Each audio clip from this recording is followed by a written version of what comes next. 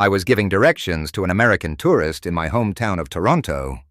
I told him the museum was about 3 kilometers straight down the main road. He stared at me with a look of utter confusion. Kilo what? Can you say that in a real measurement, like miles or maybe how many football fields? I did the mental math and told him it was just under 2 miles. He nodded as if I had finally started speaking sense. See? Why can't you guys just use the normal system?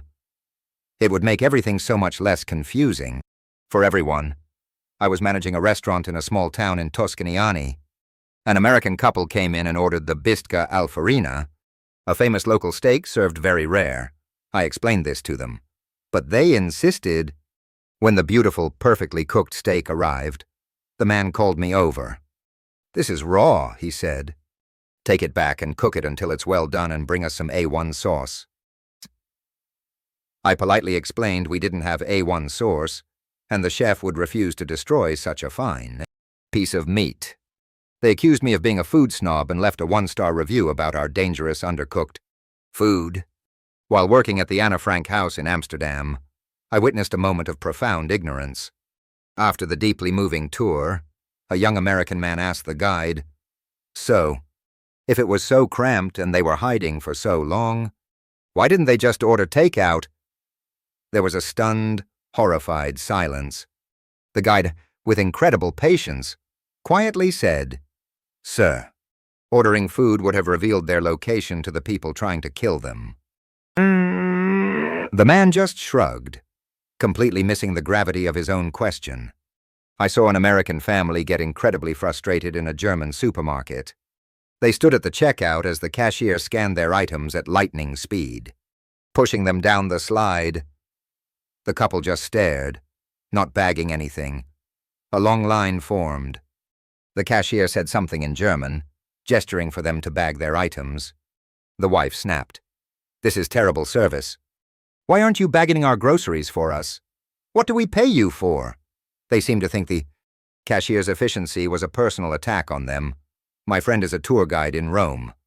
He had an American who, upon seeing the Pantheon, asked, "Okay, this is a nice dome. But have you seen the one on the Epcot ball in Disney World? It's way more impressive. And you can go on a ride inside." My friend had to take a deep breath and explain that this particular dome was a revolutionary architectural marvel that had stood for nearly 2,000 years. Not a theme park attraction built in the 1980s. The tourist was unconvinced. In a traditional Japanese onsen, there are strict rules of etiquette, the most important being that you must wash thoroughly before entering the communal bath. I watched an American man completely ignore the washing stations, walk straight to the pristine hot spring, and jump in with a loud cannonball. The elderly Japanese men in the bath stared in silent collective horror before getting out at once. The man seemed proud of himself, as if he just livened up a boring party. I was a tour guide at a wildlife sanctuary in Australia. An American tourist on my tour was complaining non-stop about the heat and the insects. He then asked me with a completely straight face, "So, which enclosure has the koalas that don't have chlamydia? I only want to take pictures with the clean ones." I had to take a moment before I could explain the complexities of the disease in the wild koala population and that it's not a matter of them being clean or dirty. He just shook his head and said, "Sounds like a failure of wildlife management to me." I was in a pub in rural Ireland listening to a traditional music session. It was beautiful and soulful. In the middle of a haunting fiddle solo, an American tourist shouted, "Play Free Bird!" The musician stopped. The entire pub turned to look at him. He just grinned, thinking he was being funny. The lead musician just shook his head, said, "Wrong country, mate." And they started a different song. The tourist spent the rest of the night complaining to his wife that the band had no sense of humor. I was on a train from Paris to Nice. An American woman was speaking loudly on her phone, complaining to someone back home. "The food is so rich. I can't find a decent salad with ranch dressing anywhere, and everything is so small.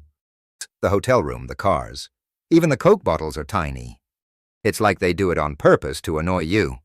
I can't wait to get back to Texas where everything is the right size." She said this while staring out the window at the beautiful French countryside. completely unimpressed. At a winery in Bordeaux, France, the sommelier was leading a tasting of a very expensive aged GR Cru. After a detailed explanation of the wine's terroir and notes, an American woman took a sip, made a face, and said, "It's a little bitter." She then pulled a packet of sugar from her purse and stirred it into her glass. The sommelier looked like he had witnessed a murder. He was speechless for a full minute before quietly walking away from the table. I overheard a conversation at a cafe in Madrid. An American was complaining to his friend about the Spanish lifestyle. "I don't get this whole siesta thing. We tried to go shopping at 300 país, and everything was closed. Everything. How does an economy even function when everyone takes a 3-hour nap in the middle of the day? It's just lazy.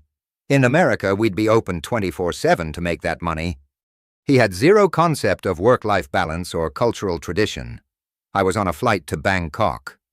The American sitting next to me was looking at a travel guide.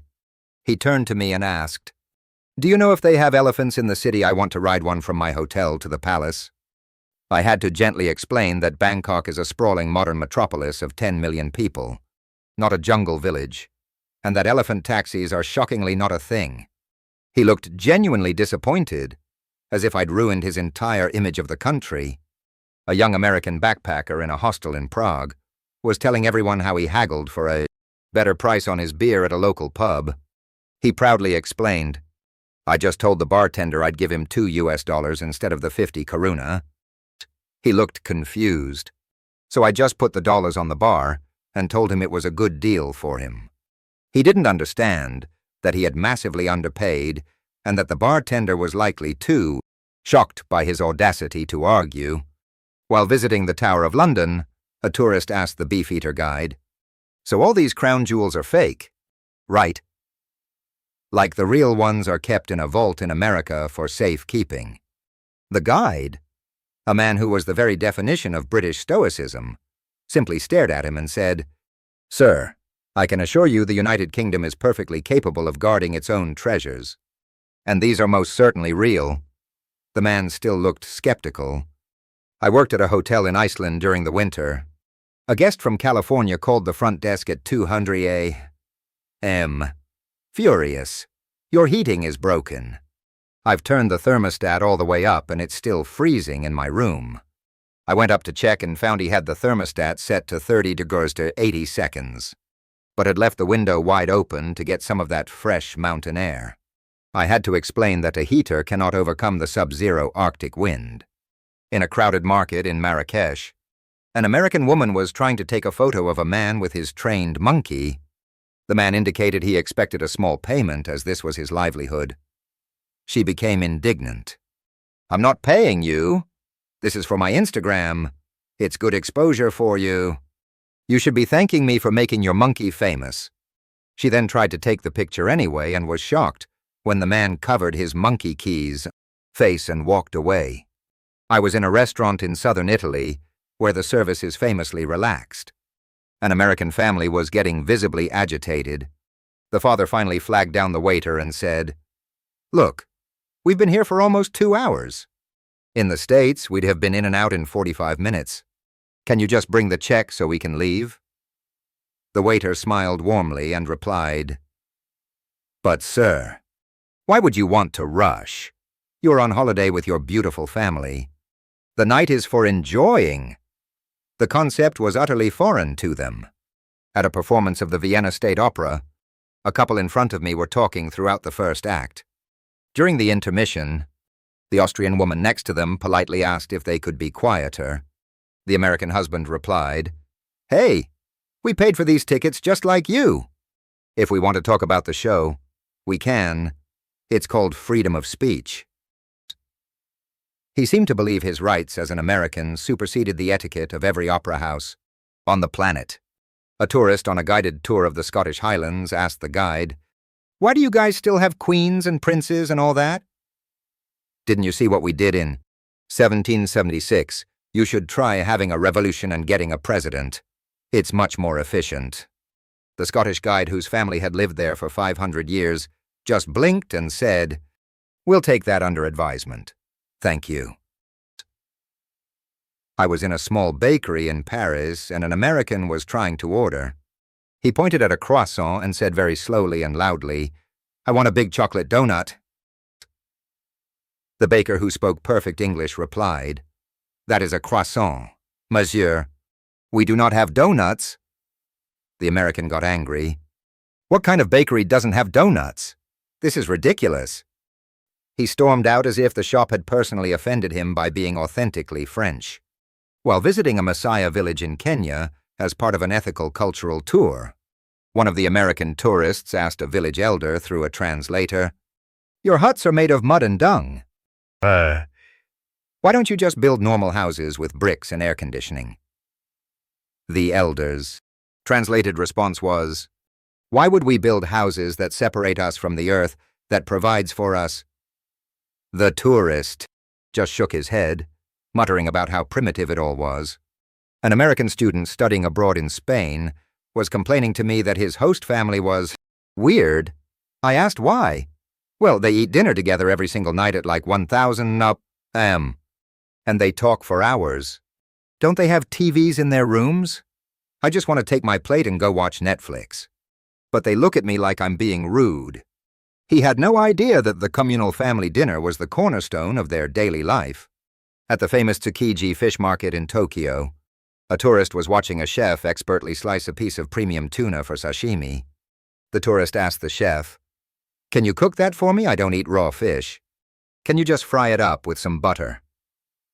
The chef, holding a knife worth more than my rent, looked at the perfect piece of fish, then at the tourist, and gave a single sharp shake of his head before turning his back. I was at a pub quiz in a small English village. The quiz master asked, "What is the capital of Australia?" An American on the visiting team confidently shouted, "Sydney." When the answer was revealed to be Canberra, he argued with the quizmaster for 5 minutes. "No, that's wrong. Everyone knows it's Sydney.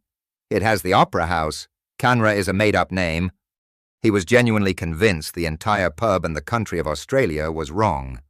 I worked at a high-end restaurant in Tokyo, where the service is an art form. An American couple finished their exquisite multi-course meal and tried to leave a large cash tip on the table. The waiter, looking deeply concerned, rushed over to return it, explaining that a tip is not expected and can be seen as an insult. The American man refused to take it back. No, you earned it, buddy," he said, trying to shove the money into the waiter's hand. The manager had to be called over to gently explain that in Japan, good service is standard, not something you pay extra for, and that insisting on the tip was causing the staff to feel embarrassed. The couple left, muttering about how some people just can't take a compliment. I was in a cafe in Milan, Italy, around 400 p.m.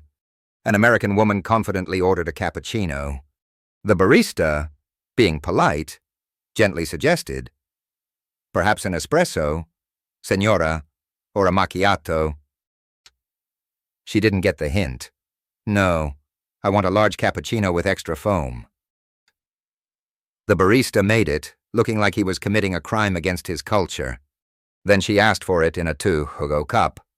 The entire cafe, filled with Italians sipping espressos at the bar, fell silent. She couldn't understand why everyone was staring. The idea of drinking a milky coffee afternoon, let alone while walking, was a cultural train wreck. At the East Side Gallery in Berlin, I watched an American couple looking at the famous murals on the remnants of the Berlin Wall. The man said to his girlfriend, loud enough for everyone to hear, "It's a shame they let people graffiti all over this. It looks so trashy. They should really clean it up and put a protective coating on it." A German man standing nearby overheard and said, "Excuse me, the graffiti is the monument. It is the art. It is the voice of freedom from that time." The couple just gave him a weird look and went back to taking selfies, completely missing the entire point of the memorial. I was waiting for a bus in London, standing in a perfectly formed, orderly queue. A group of American tourists arrived, strode right past the entire line, and stood at the very front. When the bus arrived, they made a move to get on first. A very polite, very British gentleman tapped one of them on the shoulder and said, "I'm terribly sorry, but there is a queue here."